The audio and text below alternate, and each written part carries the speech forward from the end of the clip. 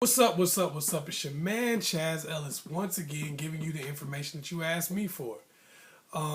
This is a good question that I got. First of all, I want to make sure y'all check out Ask Chazzellis on Facebook. Also, go to the website, that's the chazzellisproject.com. Go to that. Anyway, hit me up on any one of those.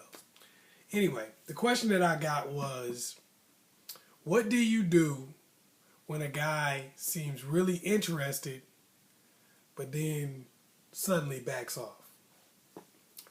I can understand why that get to you. That kind of be like, it's confusing. Why would somebody start liking you and then suddenly just be like, what happened? Well, there could be plenty of reasons for why somebody does this. There could be a situation where they were talking to somebody before you and they maybe wanted to end that. It could be something between you and them. It could be work related. It could be family related. It could be all kinds of different stuff, because that's just how people are. Things happen in the world around you that doesn't have anything to do with you. So when you ask me, what do you do about it? One of the first things you got to do is not take it personally, because you don't know what happened. And when you take it personally, what often happens is you go on an emotional roller coaster. Y'all know what I'm talking about. One day you're like, oh, I really like him and I want to talk to him again. The next day you're like, well, why ain't that punk ass nigga talking to me no more? Why ain't he calling me? Forget him. You know, you're going from one thing to another, and oftentimes you're doing that while trying to communicate with him. So you might send him a happy text message one minute like, just hadn't heard from you in a while, I want to talk to you. Then the next thing you know, you're going, oh, well, forget you then, Mr. I can't call nobody. I can't text nobody. I can't even send a Facebook message to let somebody know I'm alive. Well, forget you then. And the next day you feel bad about it. I'm sorry about sending you that message. I was a little upset. I had been drinking that night.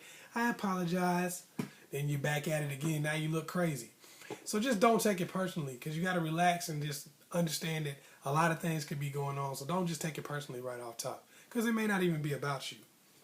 The next thing you want to do is stop trying to make contact.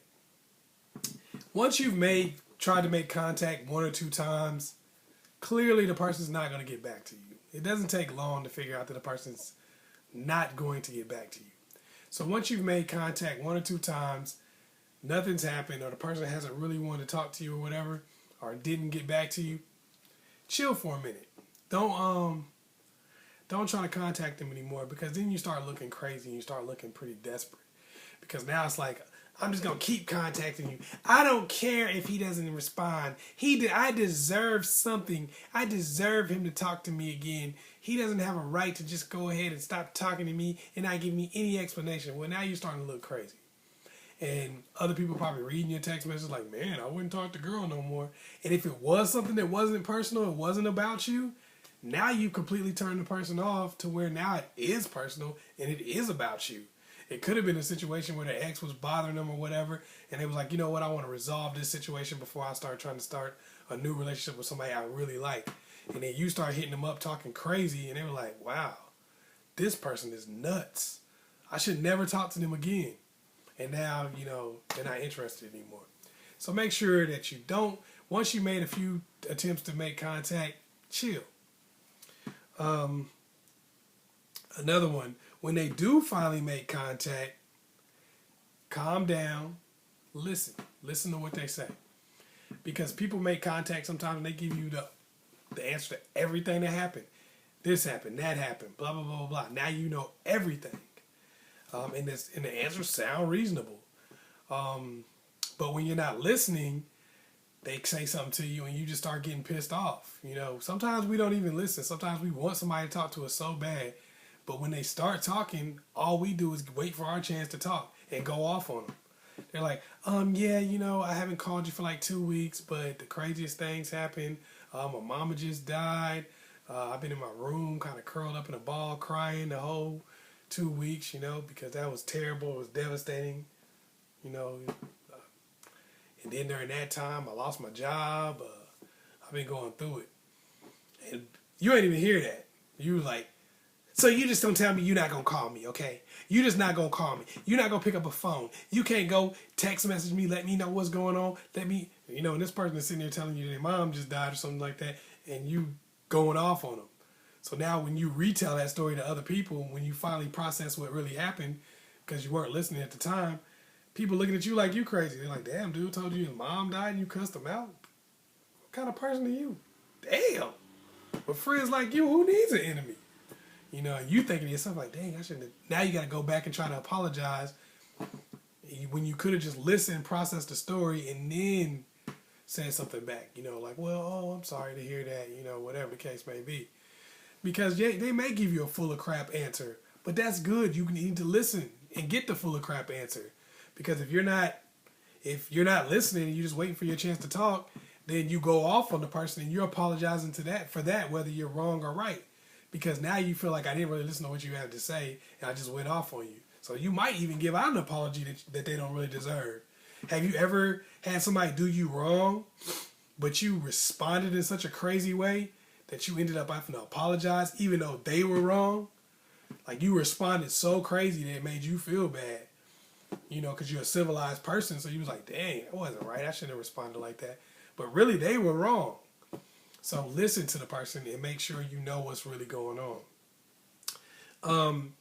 And third, and the last thing is, only accept direct answers. A lot of times, people give you some bull crap, and because you just want to talk to them so bad, you start accepting that. Like, you know, well, what happened to you? I hadn't seen you in a while. I was just wondering. Oh, you know, I just had a lot of stuff going on. Okay, that didn't explain. I haven't talked to you in like a month. Oh, you know, stuff, crazy stuff. What does that even mean? That's not even a direct answer. So are you ready? Are you still interested in me?